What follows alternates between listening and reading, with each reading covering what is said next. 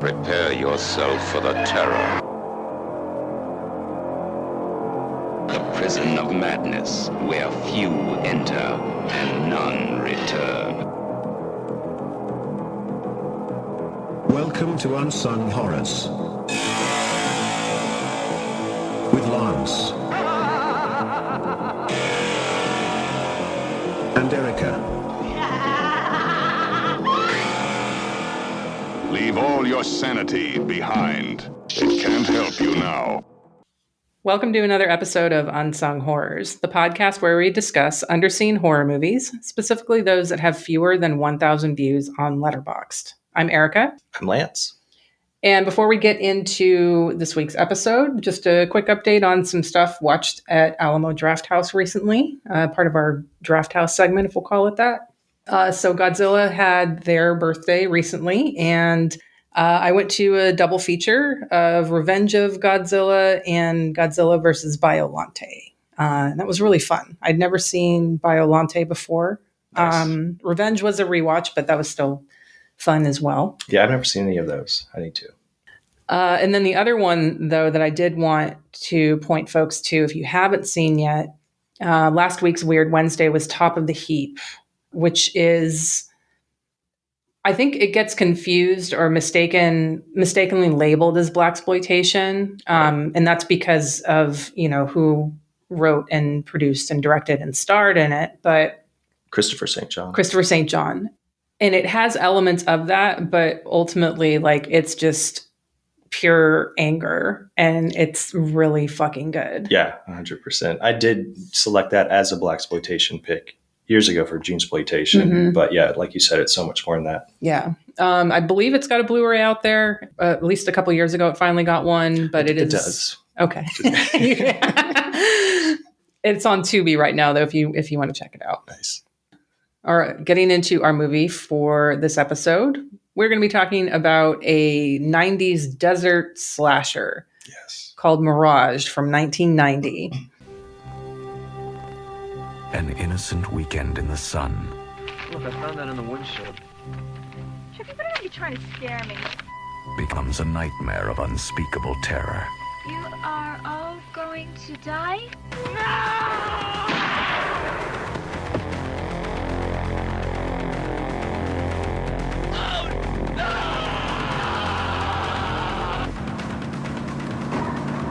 Stalked by the symbol of unrelenting evil, they'll do anything to survive.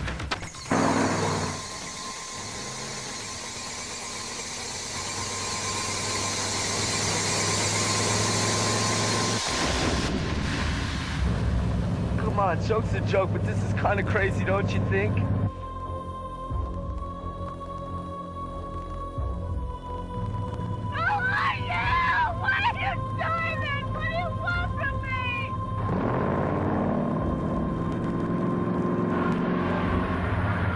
Be your friend. That's why I saved you till the end.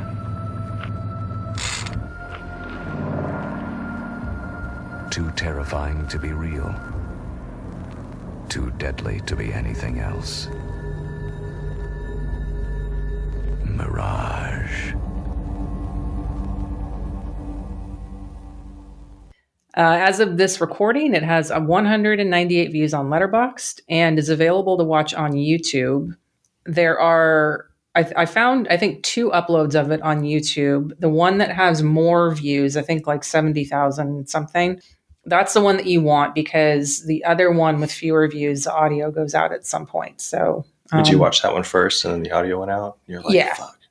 So Mirage, very independent film in every sense, and kind of like almost a family film, because if you watch it and see the names in the credits, 90% of them are going to have the last name Crane attached It's to them. a family affair. Yeah. I did notice that right away. Yeah. All the Cranes. All right, so Bill Crane, we'll start with him, is the co-writer, producer, director, and he also did the sound design and the score for the movie as well. Now, I said Bill Crane. Some of you might be thinking Blackula, but no. And the Letterboxd bio even says that. It says writer, director, and producer of educational shorts and features, not the William Crane who directed Blackula. So keep that in mind. But yeah, he's only got 8 total credits. Most of them are short films. He did have one other film starring David Carradine that looked not good, and I didn't want to watch it, so I didn't. But, it's not as if I could watch just one of his other films to get a sense of his direction. Right. I feel like you need to watch at least a few of some ones to get a sense of that. And I don't think his action movie with David Carradine would grant me that. So I opted not to watch action? It. Oh, yeah. Nice. And from what I'm assuming, this is one of his brothers, the editor, Brian Crane. He also did sound design and music editing on this. And then also assuming another brother. I don't know, maybe there's a dad in there. I mean, maybe it was, you never know. Yeah. But I couldn't find out. There's no information out there on this movie. And it's hard to find information on Bill Crane that's not William Crane, director of Blackula. So that made it a little tough. But Michael Crane, he was the cinematographer and another producer on this. Another co-writer on this, not a Crane, is Chuck Hughes. He also wrote Ed and His Dead Mother, which is not my favorite subgenre horror comedy, but Ed and His Dead Mother from 1993, starring Steve Buscemi. I feel like Ned Beatty's in it too, and a few other people, but it's fun. Check it out. Yeah. I guess the sort of big name on this, though, is the guy who did the special effects. Yes. And it's credited on this film as R. Christopher Biggs, but he also mostly goes by Chris Biggs for most of his credits. So lots of familiar titles for horror fans. He did Galaxy of Terror, Scalps, Terror Vision, Mausoleum, Silent Night, Deadly Night 2, From a Whisper to a Scream, Critters 2, Nightmare on Elm Street 4 and 5, Super Mario Brothers, Demolition Man. And then he also got into some digital effects later in his career, like after the 90s, and did stuff like Donnie Darko. He was also credited on some TV shows. Yeah, he was. My Two Dads, which everybody watched, right? Right. Erie, Indiana, and Martin Lawrence's Martin. Yeah, he has his special effects, like makeup department credits. Have, Teen Wolf was on there, Critters 2, yeah. Or you say Critters 2, Ghoulies. I mean, this guy does have an awesome resume. Yeah. And I'm not going to be mean to this movie, but honestly, if they didn't have this guy doing the effects, there wouldn't be much to talk about with this. Well, there's stuff to talk about, but that's the highlight of this film, I think. Yeah, they're done very well. It definitely elevates the enjoyment. Yeah. So I did mention that the writer-director Bill Crane also composed the music for this, but there is also a soundtrack. Yeah. Which, again, it's frustrating when you get movies like this and you can't find that much information about it, because all of the bands on this soundtrack are from SST Records, that was my shit in high school. That was like Black Flag, Descendants. Like, I was like, hell yeah. And those aren't on this. Sorry, don't get excited. There's no Black Flag. They're not going to rise above in the desert. Sorry. But yeah, it's got Minutemen, Dinosaur Jr., a few other SST bands, and I could not find anything to save my life. Yeah. So, and I mean, and the song selection, while good, and a lot of them I didn't recognize, they're just placed at the most odd moments. Usually it's like deep conversations while they're talking about relationships. And so it's just kind of like almost an afterthought. Like, yeah, I'm wondering if they did have the rights to these, or just like, we need something extra. Yeah. Hey, let's put this song in. If I had to guess, I would say that they didn't, because there's that one scene where Greg is teaching Chris to shoot the bow and arrow, and there's a song going on, but they're talking, and I'm like, don't have both. Like, stop it. Well, right after that, there's Greg's brother Kyle's talking to Chris about like still being in love with her, and there's some sort of like just jamming song in the background. Like, what? That does not go there. It's fine. So I guess probably a good reason that I can't find very much information on this is because it never received a video release in the United States. It got a video release in the UK, though. Okay. So the VHS rip that you're watching is from a UK VHS. And it does freeze at the end. If you wanted to watch all the credits, you're not going to get through it on this YouTube version. Yeah. The cast list is pretty much just as short, though. And a lot of them don't have very many credits. There's a couple exceptions, though. So They're kind of in couples. So we'll start with Jennifer McAllister as Chris. She's our main final girl. She's the pictured girl on the poster with the tube top and ripped jeans. Not tube top, half crop top. I don't know my skimpy clothing terms. Sorry, folks. She's mostly done TV. Mirage was actually her last acting credit. I don't know if something bad happened and she was like, I'm out after that. Kenny Johnson is her boyfriend. This is his second acting credit in his career. He's done mostly TV as well. I actually recognized him before I looked him up, but I didn't know from where until I looked him up. And he was Detective Curtis Lemansky on The Shield, and I fucking love The Shield. Nice. It's a good show. Then we have Kyle and Bambi, and we'll come back to Bambi. Bambi actually has the most credits out of anybody, surprisingly. Kyle is played by Todd Caldecott, a.k.a. Todd Schaefer, a.k.a. Todd Schaffer. He's got a couple movies like Friday the 13th, Jason Takes Manhattan, and Fear, the Mark Wahlberg one. Oh, yeah. I love that movie. Oh, my God. Good. It's so bad. I'm telling everybody who thinks it's bad, watch it again. That's all I'm saying. Really? Yeah. Oh, wait. Isn't William Peterson the dad in that? Yes, I think he is. Manhunter guy. Isn't he the dad? I think, he's a dad. Okay. Yeah, that's right. Okay. I don't want to watch a movie about psycho boyfriend. I mean, it's Mark Wahlberg we could all agree he's not a very good actor at all. Correct. But him as like a horny, murderous teen. Yeah. It just fits. It's like him. I feel like he just nails it, and he's a terrible actor in it, but it works. But it works in this context. It works in this. Okay. All right. I'll... Jason Takes Manhattan too. That's a good one to watch. What the fuck? That's fun. We watched that at a Terror Tuesday. And that was a blast. That would be fun at a Terror Tuesday, but I can't imagine any other context for being like, I'm going to pop in Jason Takes Manhattan. Yeah, maybe if you do some sort of like boat marathon or something, that'd be a good one to throw on. That's true. Yeah. I could get down with that. All right. So Todd Caldecott, aka Todd Schaefer or Schaffer as Kyle. Friday the 13th, Jason Takes Manhattan. Fear. All right. So Laura Albert is Bambi. She has 160 plus credits for stunt work, not acting. But she does have some notable acting credits. She plays Mrs. Van Houten in Dr. Caligari from 1989, which I didn't recognize her because, it was only a year later, but completely different looks. So hard to recognize her. She was in the Patrick Swayze classic Roadhouse. Nice. And I know this is one of your favorites, Lance. Stone Cold. Yeah. Brian Bosworth. Oh, yeah. Lance Henry. Oh, yeah. That's a good one. That's a really good one. So she's actually got, her IMDb list is longer than anybody else involved with this movie. So good for you, Laura Albert. All right. Then the next two, we've got Trip and Mary, played by Kevin Masterson and Nicole Anton, and they have no other credits. Love Trip. He is such a good character. He's all about the astral plane, baby. He is. His third eye. So many great characters, again, just like we talked about in Mad Men. Yeah. The characters in there are stupidly developed well. You remember them. Yes. All right. So then the last one is the unnamed villain. He's just credited as villain in the film. So he's credited on Letterboxd and in the credits in the film as BG Steers. Now, I am 90% sure that this is Burr Gore Steers, who was Bub in Intruder from 1989.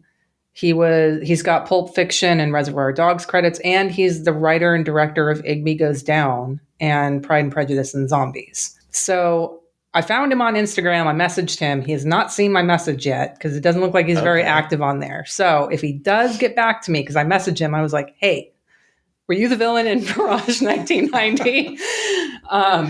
If he gets back to me, I'll update everyone. What was his credit as in Pulp Fiction? I'm trying to figure out what he looks like. Because this guy, he does have he has a look. It's recognizable. Yeah. I did feel like I've seen him before somewhere. Reservoir Dogs, he is background radio play voice. Okay. That's totally him, that picture of him. That's the killer. That's why I'm saying that's why I'm 90% sure. Yeah, that's got to be him. Yeah. I think so. Because he reminded me, like, as soon as he pops up and starts talking, I mean, we'll talk about him. Oh, but yeah. He's just this goofy dork, reminding me of like a young Topher Grace, like Eric Foreman trying to play a maniac. Yeah, just very like, that's cool though. First years. But that's it for cast and crew. So we will get into our thoughts about the film, including about BG Steers or Burgor Steers, right after this promo from our network.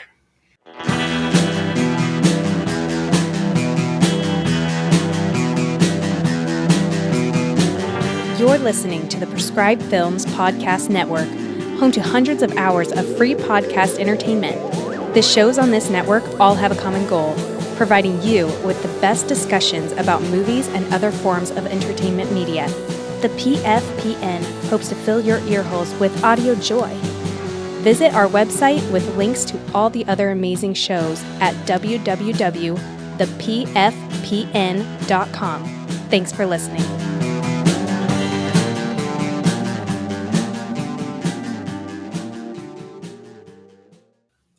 Before we get into talking too much about the movie itself, Lance, are you a camper?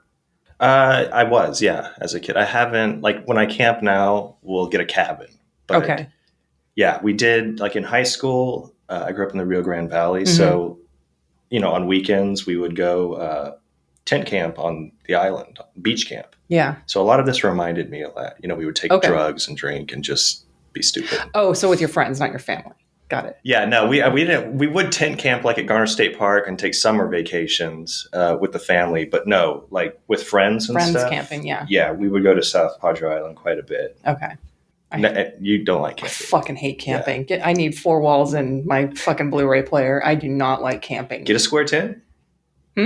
Get a square tent. You get your 4 walls. No. Put some cardboard. That's not. No. I want my fucking pillow top mattress. Yeah. No. I don't like camping. I don't understand. What about as a kid? Did you camp much? Not really. I think I can count on one hand the number of times I've actually been camping. Maybe I don't even think I really went with my family. It wasn't really our thing.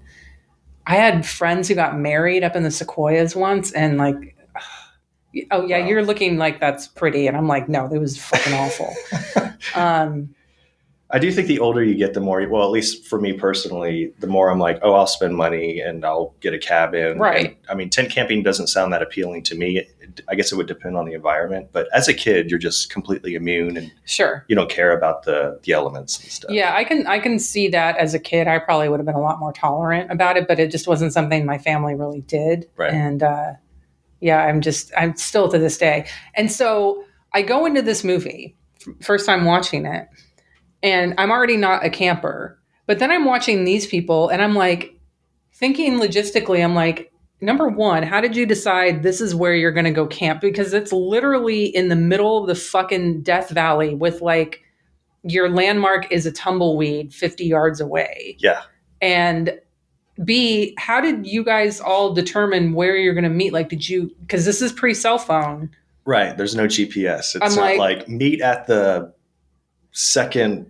I mean, there's nothing. There's no landmarks. Yeah. It's like, turn off Highway 138 and at the 4th tumbleweed, turn right and go straight for 50 miles or something like that. Like, I don't know how they even found this. This seems like the worst fucking place to camp. Because when Bambi shows up, she's like, I have to pee. And I was like, yeah, where are you fucking going to the bathroom in this place? Yeah. Yeah. Because I didn't see any setups. I mean, they did have tents. Maybe they dig a hole behind it. But I can tell you probably the main reasons that they selected this. And it's the opening scene, where you can just get in the bed of your truck, put a toolbox on your accelerator on the car in your truck, start it, and fuck in the bed. Yeah. Without hitting rocks or going anywhere. Right. You're just straight flat. You're on a joyride, whatever you want to call it. It'd be fun. I mean, I do think it'd be fun just to go. It'd be an experience, like completely nobody around, just this flat, barren, nothing's around except you and your friends. Yeah.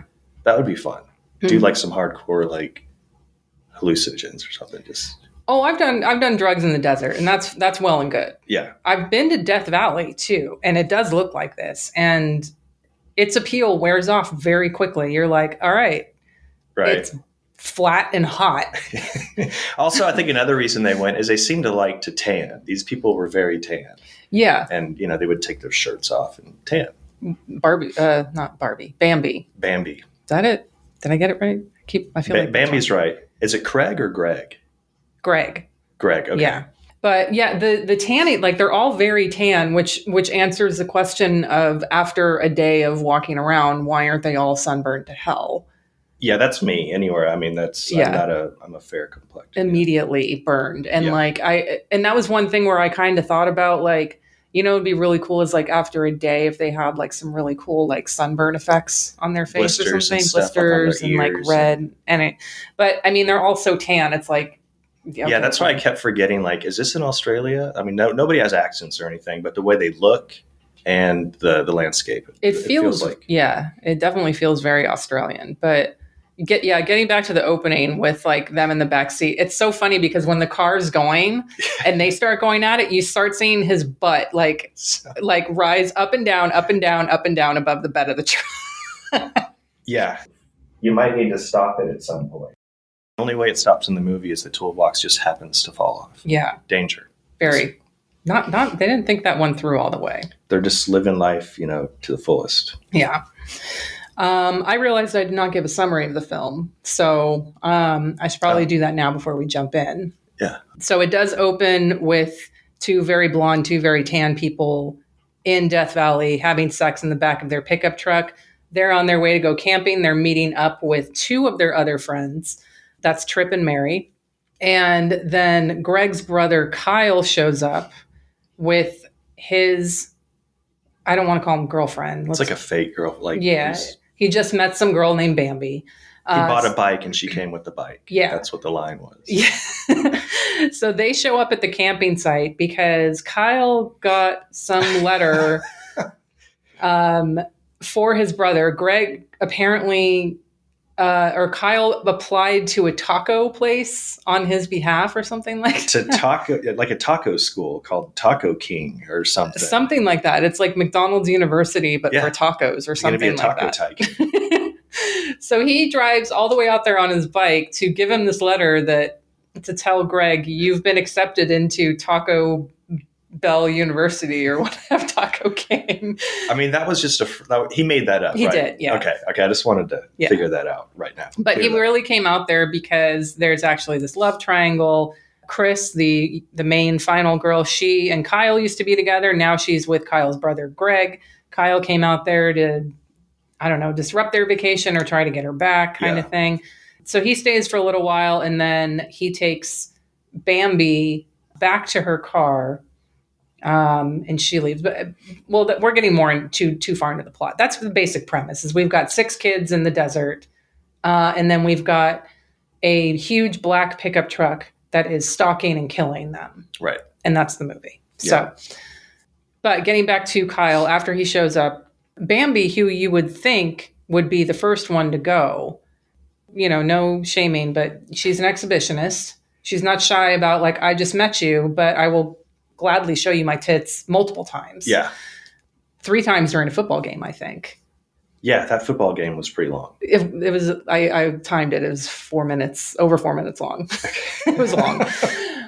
But he drives, Kyle gets Bambi on the bike and then they drive out for a while and he drops her off at a car. Mm-hmm. And then she leaves. So she's out of the movie. Yeah. That whole setup's really strange too, because when she gets there, she's playing very, very airhead, just like, oh my God, hey, oh yeah, let's go. But then when they get back to the car, they're both like, do you think they bought it? And she no longer had that voice. Mm-hmm. So I guess she was just in character I think it was whole act. Yeah. And like, he just brought her out there to try to make Chris jealous. Doesn't work. And I don't know if she's planted there for that time being to maybe, I don't know, to give the viewer the illusion that perhaps she could be the killer in the black truck. Because as soon as she leaves, that's when the black truck starts coming more. So it's trying to make us think that Kyle is the killer for most of the time. Because when Kyle leaves on his bike, he doesn't come back to the campsite with everyone. And so they think Kyle is mad about Chris and Greg. And so now he's just messing with them. But then you also have Bambi who left. So technically it could be her. Right. what I do think it's missing, because it's literally the first 30 minutes, they do spend a lot of time like setting up who's who, the relationships. They spend 4 minutes on a fucking football game. So there's a lot of setup time. I think what could have added to it a little bit, at least for me, would have been there was supposed to be one other couple that was supposed to meet them there who never showed up. Okay. And we get to see that kill, but the others don't. And so they think, well, maybe it's those people. Those could be another, or something like that. That would work. Because, the first time you see the black truck is he picks up Greg's jeans when they're fucking in the beginning. Yeah. Yeah, I like your idea. That would have been cool to have like we see a kill of another couple that never shows up. Right. And then like then they eventually run into them. Because, Chris does eventually discover like their bodies as they're trying to walk back. And so I would think that would work. It could work its way in really well, where you just have one extra scene of two other people who are supposed to show up, and then a throwaway line later about, oh, Jim and Martha never showed up. I liked the hangout scenes. They did linger too long. Oh, it's very, I mean, there's the football scene and then just kind of sitting around the tents talking. Mm-hmm. But I think it sets up the friendship and like the relationship and the history they have together. Yeah. So it does set that up, and it kind of works like, again, in that kind of madman vibe. It's clearly presented like at this time and place to just like let loose, have fun. Mm-hmm. We're just going to fuck and play football and get tan. Yeah. So you're kind of, you're not set up for what's going to happen. You're kind of at ease with these guys. Yeah. So the kills are a little more effective in that regard. But again, once it starts, you're just waiting for the kills. Yeah. And once they do start, I think that's one of the other interesting things about this movie, is because I did call it a slasher. Yeah. And, sure. Slasher, we're not going to nitpick. We're not going to get into a, final girl argument about definitions or whatever. But there's a stalking and killing element to this. But his preferred weapons are, besides his truck, grenades and a shotgun. Yes. That first time, because the grenade, that was like at the 30-minute mark. Mm-hmm. So I think it's Greg and Chris are in a truck. Yeah. And they're just, they still think it's his brother Kyle that's fucking with them in that truck. And then as they're driving, the truck goes by them and they're like, what is that? It's a grenade. I was like, what? Okay. That's when I knew this movie's totally going places that I want it to. But yeah, and that's like the first appearance of a grenade. I think he uses it one more time with Greg. Yeah. So he catches Greg, buries him with only his head above the ground, drives over him, in his truck. When I say drives over him, just his wheels go, over his head. And then he drops a grenade right there and blows half his face off. Yeah. And that's when you get really good effects happening too. Yeah. Well, later on you get to see it. Like you just hear, so grenade goes off in the truck. Truck guy catches Greg, buries him, but Chris has ran off at this point. Mm-hmm. But she does hear the grenade go off. And so first time I watched this, I was like, man, I didn't get to fucking see it. But you do get to see it later. Yeah. So I did appreciate that, at least. So it looks great. It does. It's like his bottom jaw is left and half his face it just looks really great. It looks fantastic. All right. So it's like Lance said, spends about first 30 minutes or so of being a hangout movie. And then it gets to some grenade action. After that, she gets back to the camp, and Trip tries to wake up Mary, but they find out that Mary, she's dead in the sleeping bag and has had her throat slit. Yeah. Trip must have been out. Yeah. Cause it takes some, and what was really funny is they set it up really well, is because Chris comes back to camp. She's trying to wake up Trip and he's not getting up at all. Yeah. And I'm like, this dude must be like dreaming or physically or mentally into the astro plane. Oh yeah, he's on another plane right now. Yeah, I love the Trip character. in his Grateful Dead shirt, he's talking about his third eye. There's a scene when they're hanging out. He said he talked to I guess some medium or somebody, where in a past life he was told he helped destroy Atlantis. I just love him. The cosmic law and astral plane. And then when he sees the black truck, or one of the quotes that I have here, it's, whenever you die, if your soul still has karma to work off of, it comes back, usually after 7 years. It's cosmic law. And then he sees this black truck and he starts thinking like, we attracted him to us. There's got to be a reason he's here. He's very like spiritual and philosophical. There's a reason for everything, but not in like the religious sense, in the spiritual sense. Right. Yeah, exactly. I mean, he's wearing his Grateful Dead shirt like all the time. But yeah, when Chris comes to camp and tries to wake him up, he doesn't wake up. He's a very deep sleeper. So it's obvious that you can kill his girlfriend right next to him while he sleeps. Good scene. Yeah. I did like when he dies later too. He dies twice, technically. That's true. So, his dying words, though. Oh, yeah. I rewound it 3 times and all I could hear was astral plane. That's it. I think he says, he's gurgling something and he says something I can't make out, but I think he does say at the end, I'll see you on the astral plane. Okay. I knew that was in there, but he doesn't know how to talk with fake blood in his mouth. And so it's all like garbled. And I'm just like, what are you saying? I must know your last words, Trip. Yeah. Trip is such a good character. And before he dies in real life, because there's a dream sequence that Chris has where she thinks it's Kyle that's the killer in the black truck. And he kills Trip. But when he really dies, he does he flips off the driver. It's a good middle finger. Good middle finger. He's really into it, convicted, and he just does it with a passion. Mm-hmm. And then he just gets immediately run over after that and then shotgun to the face. Yeah. But his fake death is great. It's really good. I knew it's got that sense to it where you kind of know it's a dream though, and I wish you didn't. Yeah, there's that happens a lot in this movie, and you can't really tell if it's a dream or actually because the dialogue is so slow. Right. Like I actually I turned it up to at least 1.25 like speed because it was too slow. It sounded like a dream. Like it sounded like it was in slow motion at times. And some of the slow motion scenes actually used are just really odd, but the dialogue especially felt like a dream. But yeah, that dream sequence especially.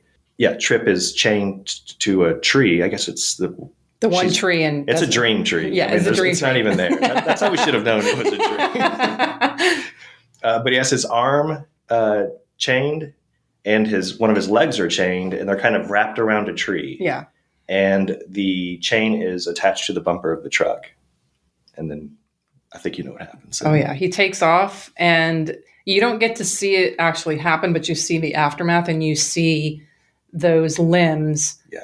Taken out of their joints. So you see like the top of the bone and like all the flesh and everything. And then Chris screams. She's hiding behind a bush watching all this. But again, it's in slow motion.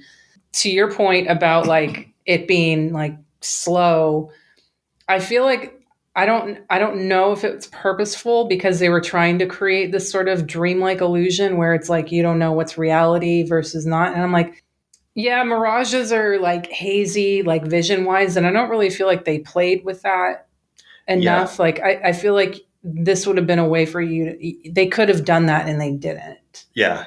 Yeah. I think that's what they were going for was like, this could be a mirage, but you're right. I don't think it was executed that way. Yeah. I think they also focused a little, like the title's great. Yeah. Mirage is a great title. And as you're watching it, if you keep remembering, oh, this is called Mirage.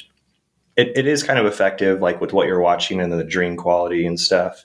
But I mean, we'll get to the end, but I feel like they played too much on the title in the end. And that's why I was just like, okay, dumb. Yeah. If they would have just ended it before they got to that end, I would have been much happier with it. But yeah, we'll get to that too. But yeah. All right. So we went through pretty much all the kills of everybody. Chris, like we already mentioned, Greg's head getting blown off. Chris finds her acid wash jeans on top of his head later when she's escaping. They run on foot. Her and Trip, after they find Mary's body, they take off on foot. They're walking through the desert. And I here's another reason why I like Trip too, is because Chris is like, we gotta go. And he is like, he's in a fucking truck. Yeah. We're on foot. Like, it doesn't matter how fast we walk. He's gonna catch us. He's very like, out of his mind and spacey, but he knows the environment he's in, and he's realistic. Oh, I like that about him. I do like Chris though too, because she is very in charge, very pushy. Like, let's go, put your shoes on. Come on, put your shoes on. It's just she's very survival instinct. Yeah, she's got the good qualities of a final girl, where she's like not going to sit around and wait for anybody to like And she does, she gets mad when he lets her sleep too long. She's like, no, we got to go. And he's like, the fuck does it matter? He's got a truck. We got our feet. Yeah. Well, his reaction too, Trip's reaction when they open up the sleeping bag and see his girlfriend, that's when he just starts crying and he's like, oh my God, we're all going to die. We're dead. It's so good. Yeah. I really like his character. Yeah. He's the best. But the villain. Oh yeah. He tops it. Like it's almost as if the movie knows, like, okay, we know we killed off the most interesting character, so let's give you another one now. Yeah. So yeah, I think the whole premise is, not really red herrings, but you're trying to figure out who the actual killer is. Is it really Kyle? Was that dream real? Could it be Bambi? Mm-hmm. No. It's just some random white guy just pops up like with 15 minutes left in the movie. Yep. With no connection to any of these people whatsoever, no fucking reason. And I kind of like that. Oh, I 100% appreciated it like that, because that's where you're like, okay, just like you said, all the most important or most interesting characters are dead. Yeah. Let's throw this random dork in here who's, like I said, he reminded me of Topher Grace trying to be some sort of serial killing maniac. Yeah. He's got all these lines, like his tone, like when he first shows up, he's like, what does he say? Like, I'm actually a really nice guy. And like, just when his line delivery, and he's like, how much pain do you think you can take before you die? Yeah. Like, I hate to disappoint you, Chris, but these rocks are my home. But no, his first line, and he says exactly what everybody who's watching the movie says. Yeah. Basically, because he kills Kyle. Yeah. Shoots Kyle with the shotgun, gets out, he has an arrow in his hand, and he just jabs it in his throat. And that's when the camera pans up and you see his face and you're like, who the fuck is this? And Chris is, behind a rock and she yells and he just slowly looks up and goes like, what? It's just perfect. I mean, I was laughing hard. Yeah. Because it was exactly my reaction seeing this guy, like, who the hell is this guy? Yeah. But yeah, then he starts chasing Chris, just toying with her 100%. Mm-hmm. And she starts coming across all these dead bodies. At this point, they're in this rocky area. And he tosses a corpse at her at one point, it's like half decomposed. Yeah, like all these rotting corpses that he had killed. And he's like introducing them. It's like, oh, that's Mr. Jordan. He was a school teacher from New York. I never really liked school. It's like a garbage day type guy. It is. Yeah, I have that note too. I was like, it's like that connection between Silent Night, Deadly Night 2. And I was like, it's garbage day on the rocks in Death Valley. Yeah, his dialogue is perfect. Then there's another body. He's all, this is Bill Rollins. He was Mr. Southern California 2 years in a row. Incredible biceps. I force-fed him his large intestines. One tough son of a gun. It was too much. Yeah. And then he starts complaining about how she's so beautiful and how do you just find another beautiful person to be in a couple with? It makes me sick. And that's when you realize he's just some delirious killer who's just randomly killing people. Yeah. But he keeps asking her, like, tell me your story, which obviously the way he's talking about Bill Rollins and Mr. Jordan or whatever, he likes to hear about them before, he force feeds them their intestines. Right. He's got their life stories. So like he wants to know more about them. And so, he's fun. He's very fun. Yeah. And and then we get obviously the final showdown between him and Chris. Yeah. And his deaths. I mean, the final battle is amazing. Oh yeah. It's really well done. It really is. And so spoilers, if you haven't watched it yet, and we always spoil, but you want to probably skip maybe a few minutes because we'll talk about that plus the stupid twist. But yeah, like he gives her the choice. She's picked up her bow and arrow, which she's been carrying this whole time. Yeah. And it's not like a hunting one. Like it's got one hunting arrow on it. With he makes fun of the bow and arrow. Because it's ridiculous. Yeah. Like, why would you bring that? Like, you're going to practice archery out in the middle of the desert. Like, it's just the most random thing. And I think she shoots once and misses. He gives her another chance and she gets him. I think he's like yelling at her and she shoots him straight through the mouth and it goes through the back of his head. Yeah. And he's still like conscious and alive, and he collapses, and you're like, okay, fuck yeah. And then she jumps into the truck. There's no keys, and as she's like looking around, he does like a Michael Myers sit up, real quick. Yeah. And then you're like, oh shit, he's still alive. Which I guess that wouldn't kill you. It's just right here, and straight through the back of your. I mean, I guess if it didn't get your spinal cord, sure. Yeah, that's true. Like you wouldn't be able to move. It'd have to be like the exact right angle. But he has the know-how to like turn or just unscrew the head of the arrow, and then just pulls the arrow straight out without ripping out like the back of his throat. And she has a shotgun in the truck. Right. Shoots him in the chest. Oh no! Before that, he dangles the keys. That's right. And he swallows the keys and he eats the keys, the truck keys. So she shoots him with the shotgun, gets a knife, which he had, and guts him to get the keys out. And he wakes up again while she's gutting him. That guy he is Michael Myers. He will not fucking stay down. Yeah. She shot him 6 times. But yeah, and the gunshot effects are terrible in this movie. I don't know if you heard that, but they're just like, pew! Yeah, they're not good. Like that's not. I don't know guns very well, but I know that's not how shotguns sound. But that's fine. I forgive the movie. They had no budget, I'm sure. Yeah, no, I mean that's the least of. Yeah, but yeah. So she finally gets the key out. It should have just ended there. I agree. But it doesn't show her like get in the car and drive away or anything. It immediately cuts to her being questioned by the police and telling her story. And this is where they are playing a little bit with the title of the movie again, because the police detective is telling her, we didn't find any of this stuff that you're talking about. We didn't find this guy and these bodies or your friends or anything. Like maybe your friends are just playing a joke on you. And so now she's questioning like, what's happening? Did this all happen? Did I do it? Yeah. Did he say all your friends were at the campsite, or were all your no friends were at the campsite? I heard that they weren't there, that they were gone. But the copy is really bad, so I could have misheard it. That's why I kind of reminded. Like at first, I thought he said we found all your friends, but they were dead at the campsite, and the Jeep worked. Almost implying like she killed them. The Jeep worked, yes, but there was no black truck. There were no decayed bodies. Yeah. Basically. Like, that was the first time I watched it, I had heard that all your friends were there. They're fine. But then the second time I watched it, I could have sworn he said that they were dead at the campsite, but I couldn't, the quality was bad. I kept rewinding. I couldn't figure it out. But yeah, basically it's set up to everything she's telling the cop is fake. It's a mirage. It's a mirage. Yeah. It's like, oh, really, movie?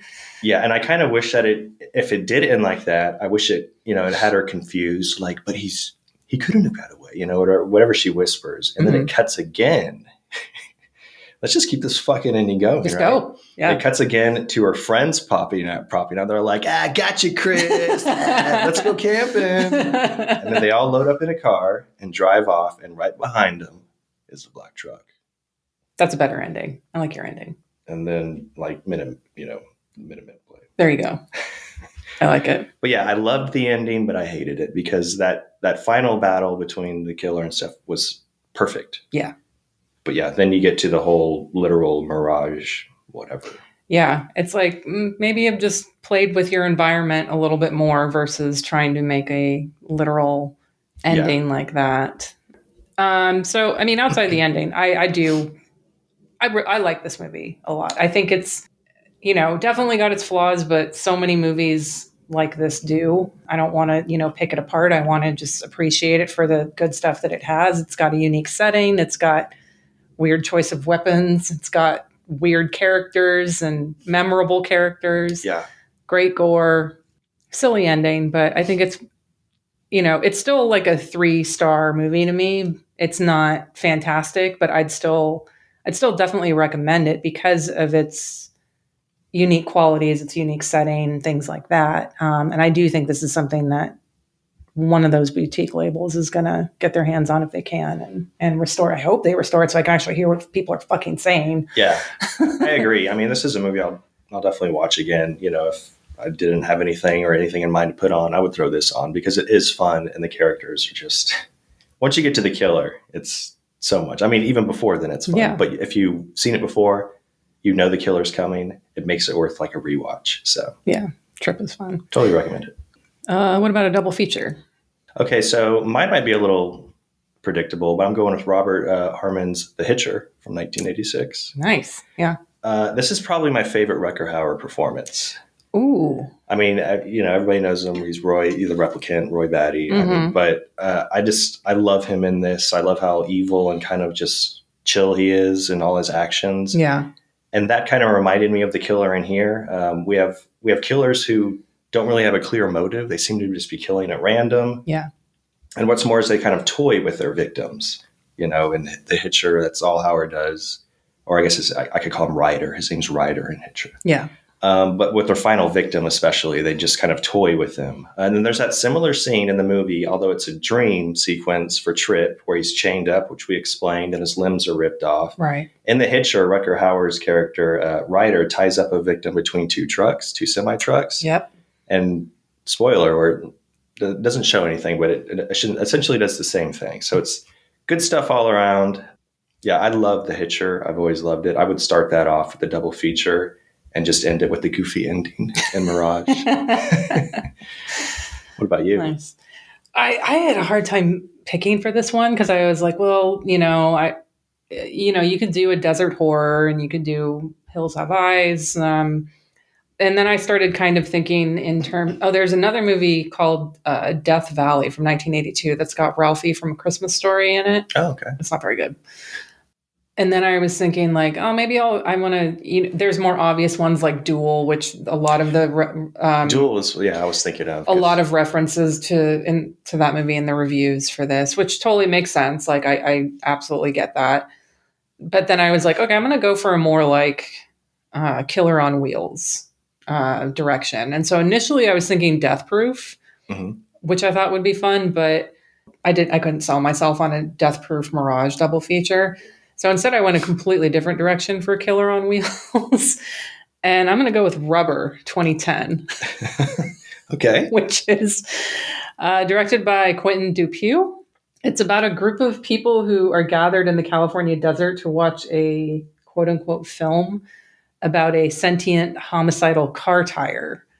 I'm sure most people are familiar with it. You've probably just seen like a trailer clip or something of just a fucking tire running or rolling down the highway, and it like starts shaking and telepathically makes people and bunnies and birds and other things explode. So I don't know. I just something about like that absurd, dumb little movie with this.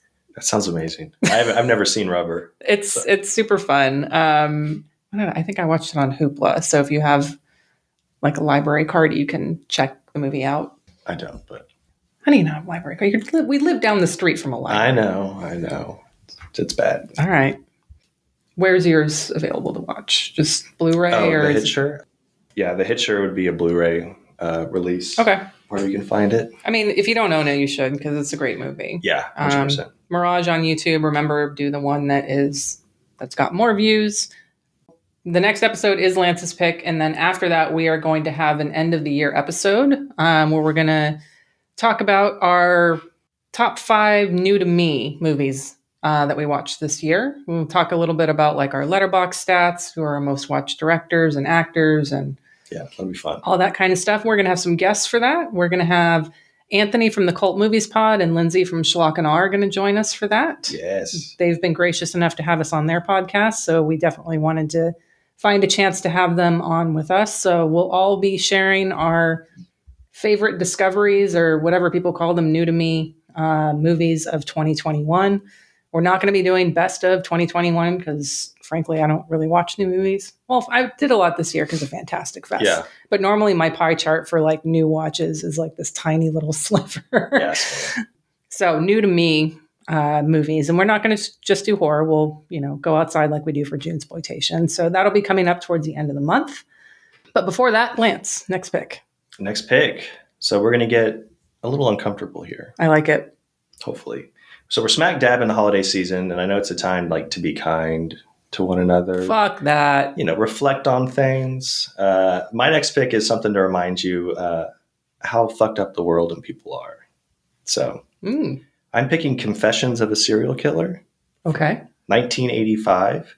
It's directed by Mark Blair. It's currently on YouTube. And it's loosely based on the real-life serial killer Henry Lee Lucas. Oh, okay. Have you seen this one? I haven't. No, I didn't think that there was any reason to watch anything but Henry Portrait of a Serial Killer. Right, and that's what. So we all know Michael Rooker plays Henry in Portrait of a Serial Killer. This one came out, or this one was made a year before that. Oh, so it even predates it. And a guy named Robert A. Burns plays the Henry part, but his name in it is Daniel Ray Hawkins. And basically, it's him just going over and confessing the supposedly hundreds of murders that he did in real life. Okay. Very disturbing to watch. It has a very realistic and kind of lingers a little long on some scenes. That's why I think it's a perfect movie for the holidays. Watch it with your family so you can appreciate life, and then just listen to our episode as we dissect it. So consider this a present from us, Unsung Horrors, to you. It currently has 285 views on Letterboxd. And like I said before, it's on YouTube. Confessions of a Serial Killer. I'm looking forward to it. Yeah, it's good. You're not serious about watching it with your family, though, right? I mean, depending on your family. I mean, yeah, I'm serious. Okay. Especially if you have kids like under 12. Okay. That sounds like They should appreciate this well-made movie, and the lighting that's used, the dialogue. It's good. It'll teach them some lessons. All right. That's good. All right. If you're not already, you can follow us on Twitter, Facebook, Instagram, and Slasher, all at Unsung Horrors. You can follow me on Letterboxd, Instagram, and Twitter at Hex Massacre. And I'm on Letterboxd, Instagram, and Twitter at El Shaibi. We'll see you back in 2 weeks for not Portrait of a Serial Killer. Confessions. God, I'm going to get that wrong next episode. Like, I'm going to keep saying Portrait. So yeah, that's what I'm wondering, if like Henry Portrait of a Serial Killer was already named, after this came, or I don't know. We'll find out. Hopefully we will. All right. Yeah. Hopefully there's more on it than Mirage has out there in the world. The Cranes made it. And thanks everyone for listening, y'all. Night. Bye.